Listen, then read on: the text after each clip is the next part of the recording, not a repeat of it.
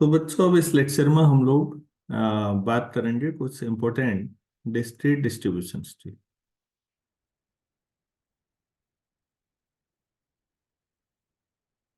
तो पहला सवाल ये उठेगा कि डिस्क्रीट कहते किसको हैं।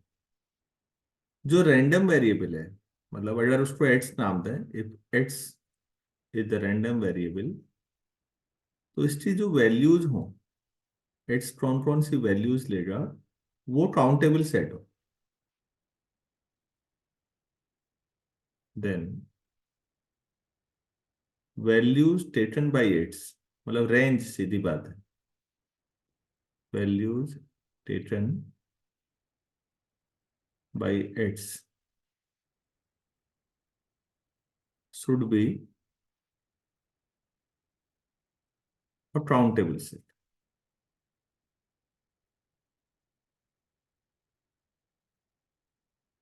तो एक्स अगर आपके पास कोई रैंडम वेरिएबल है, तो एक्स की जो वैल्यूज हैं, x1 x2 x3 xn हम लेते हैं, वो फाइनाइट सेट होता है। मतलब हमेशा काउंटेबल मान लें, ज्यादा अच्छा नाम है। फाइनाइट तो थोड़ा लिमिटेड ही हो। तो इसके लिए जो आपके पास डेंसिटी फंक्शन है, प्रोबेबिलिटी डेंसिटी फंक्शन है, डिस्ट्रीब्यूशन डेंसिटी फंक्शन, हम लोग उसको स्मॉल एफ ऑफ एक्स कह रहे थे कल। तो उसकी वैल्यू आएगी प्रोबेबिलिटी, जब एक्स की वैल्यू इनमें से कोई एक हो, मतलब एक्स जे कर लो जैसे,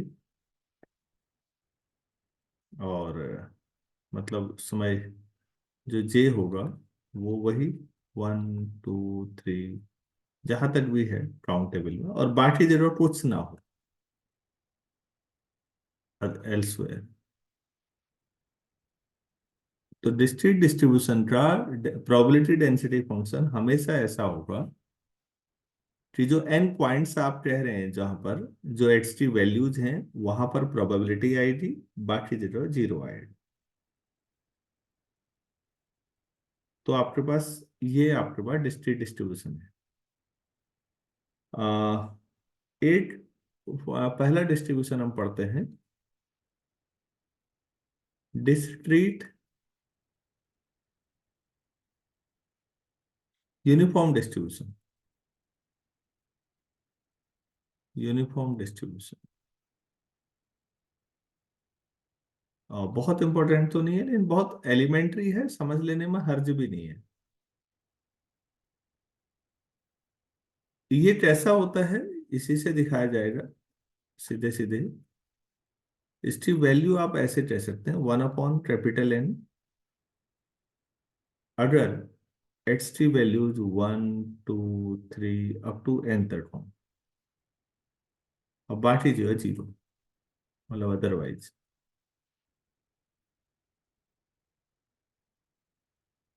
अच्छा बच्चों, यहाँ एन वेरी नहीं करेगा, एन फिक्स होगा, ये याद रखना है। ये नहीं जी 1/n वो वाला नहीं है जी, एन बदलेगा। Here n is a fix positive integer,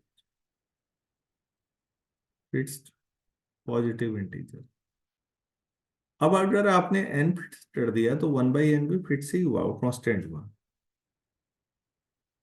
तो ऐसे डिस्ट्रीब्यूशन, क्योंकि नाम ही यूनिफॉर्म डिस्ट्रीब्यूशन है बच्चों,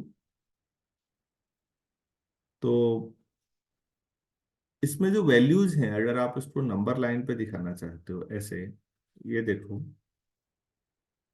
तो सपोज ये 1 है, तो 1 पर कुछ वैल्यू है, 1/n कुछ हाइट होगी, ये हाइट मान लो 1/n। फिर ये हाइट आएगी 2 पर, बाकी जो फंक्शन जीरो, फिर यही हाइट आएगी 3 पर, एंड सो ऑन। यही हाइट आएगी लास्ट में n पर। अब वो ज्यादा कम हो गई होगी बनाते समय, आप समझिए हाइट सेम होगी। मतलब 1 2 3 अप टू n तक तो सेम 1/n चल रहा है, बाकी जगह जीरो है वैल्यू, मतलब ग्राफ नीचे है उसका। समझ में आया या नहीं आया आप लोगों को? Yes sir. तो अब अगर इसके बारे में थोड़ा सा और पढ़ लें, इसी डिस्ट्रीब्यूशन के बारे में, तो एक छोटी सी थ्योरम कर लेते हैं। आ,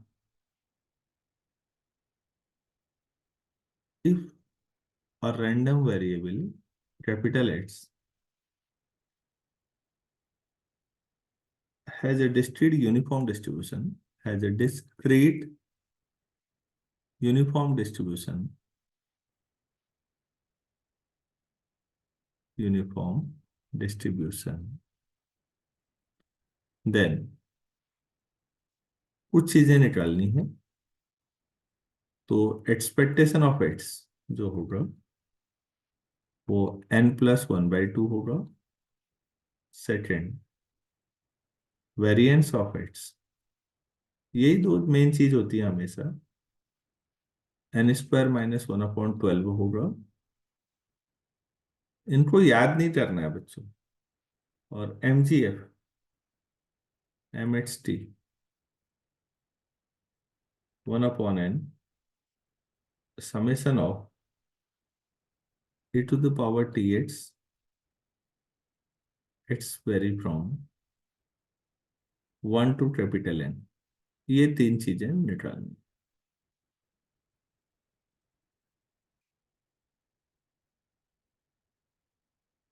चलिए देखते हैं कितना आसान है ये चीजें निकालना। कुछ भी ऐसा नहीं है इसको।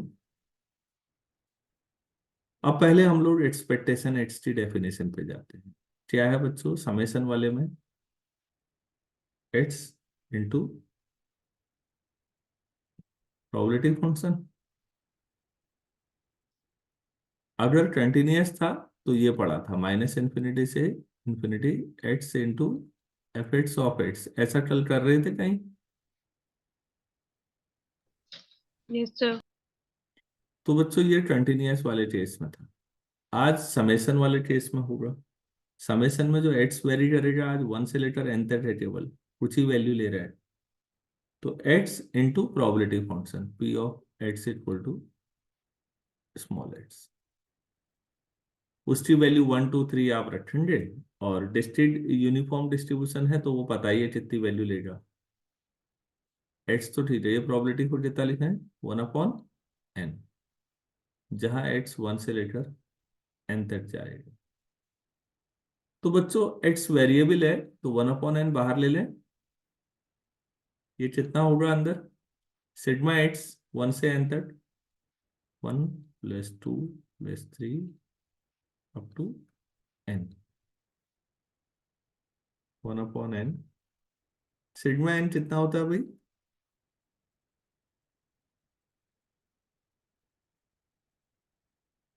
अरे 1 से n तक का सम कितना होता है? ऐसा नहीं पढ़ा है यस सर। क्या? Yes sir.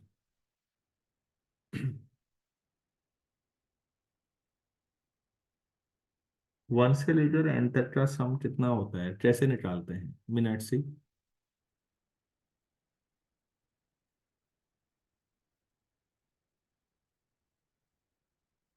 Yes sir. ये है, इसको जोड़ते कैसे हैं? Sir n+1/2। अरे वो तो ठीक है, वो तो लिख ही दिया। आया कैसे बेटा?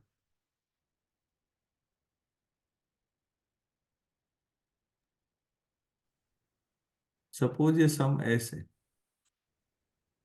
अगर मैं ऐसे लिखूं n n-1, ठीक है, n-2 plus and so last में 1, तो अभी भी ऐसे ही रहेगा या नहीं? उल्टा लिख दिया है, लास्ट टर्म को सबसे पहले, फिर सेकंड लास्ट, थर्ड लास्ट, और फर्स्ट टर्म को लास्ट में। उतना ही सम होगा या नहीं? यस सर होगा। अब जोड़िए वर्टिकली, ये कितना हो जाएगा 2s।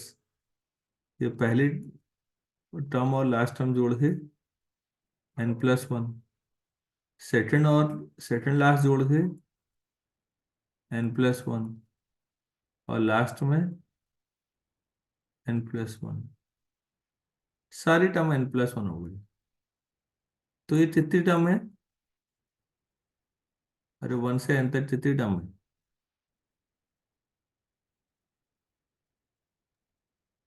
एन। n टर्म है और हर एक n+1 है। तो टोटल सम कितना आ गया n+1 n बार, तो ये 2s है तो s कितना हो जाएगा, आधा। तो इस तरह से आता है सम। ये मैंने आप लोगों को नंबर थ्योरी पढ़ाते समय भी पढ़ाया ही होगा शुरुआत में। और अरिथमेटिक प्रोग्रेशन जब आप लोग पढ़ते हैं 11th क्लास में एपी, तो उस एपी का फाउंडेशन भी यही तो है। उसका जो एन टर्म का समेशन का फॉर्मूला है वो यही है। आप पहली टर्म एपी में a+d a+2d a+3d और a+n-1 टाइम डी रखो, रिवर्स ऑर्डर में लिखो, जोड़ दो, बस बन गया फॉर्मूला। जो आप याद करते हैं n/2 टाइम्स ब्रैकेट में 2a+n-1 × d, वो यही है, इसी से बना है। चलो ठीक है, एन टर्म का आ गया। तो क्वेश्चन में तो ऐसा कुछ भी नहीं है जो इसको डिफिकल्ट माना जाए। अब वेरिएंस के लिए पहले निकालना पड़ेगा एक्सपेक्टेशन ऑफ x²। ये कितना होगा भाई, एक्सपेक्टेशन ऑफ x जो x² कर लो, प्रोबेबिलिटी x से 1 से लेकर n तक, तो ये आ जाएगा x²। ये तो हर जगह प्रोबेबिलिटी 1/n ही है, तभी तो यूनिफॉर्म डिस्ट्रीब्यूशन है। तो बच्चों एक्सपेक्टेशन ऑफ x², 1/n बाहर, बाकी 1² + 2² + 3² + n²। ये क्या बना, ये याद है,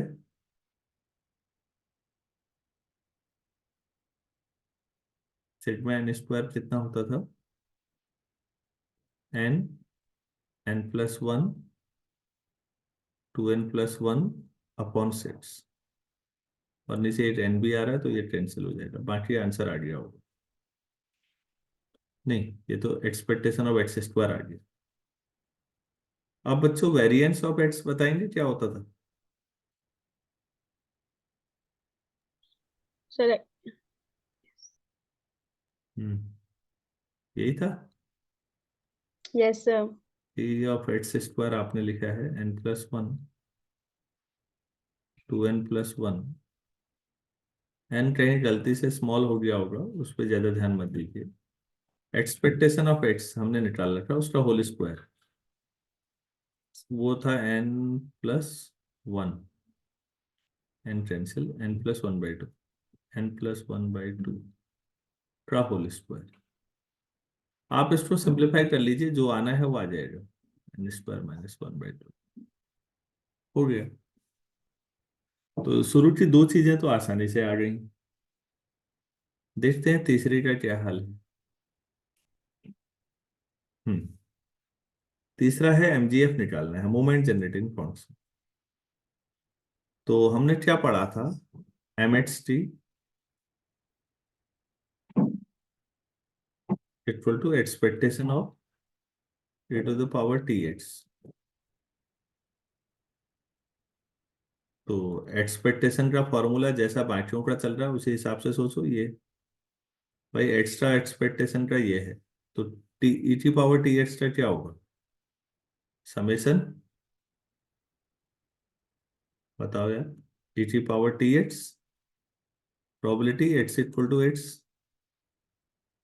x वेरी करेगा फ्रॉम 1 to N। तो बच्चों e⁻tx तो ठीक है, बाकी 1/n है वो बाहर आ जाएगा, x1 to n।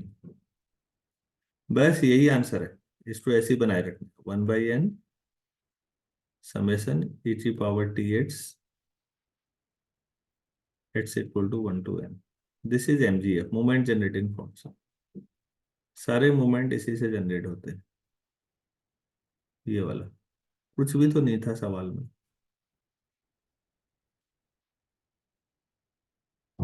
तो उम्मीद है आप लोगों को समझ में आया होगा कि अगर हम डिस्क्रीट यूनिफॉर्म डिस्ट्रीब्यूशन की बात करें तो उसका एक्सपेक्टेशन, वेरिएंस, एमजीएफ कितना आसान चीजें हैं। यार मैं समझा पाया इसको? Yes, Yes, sir. sir. चलो Yes, ठीक sir. है। तो ये आसान है बेटा। आ, अगला जो है वो काफी इंपॉर्टेंट है। आ, जो नेक्स्ट आपका डिस्ट्रीब्यूशन है बाइनोमियल स्टॉर्म ट्रेंड है। बाइनोमियल डिस्ट्रीब्यूशन में सेपरेट करना चाह रहा हूँ।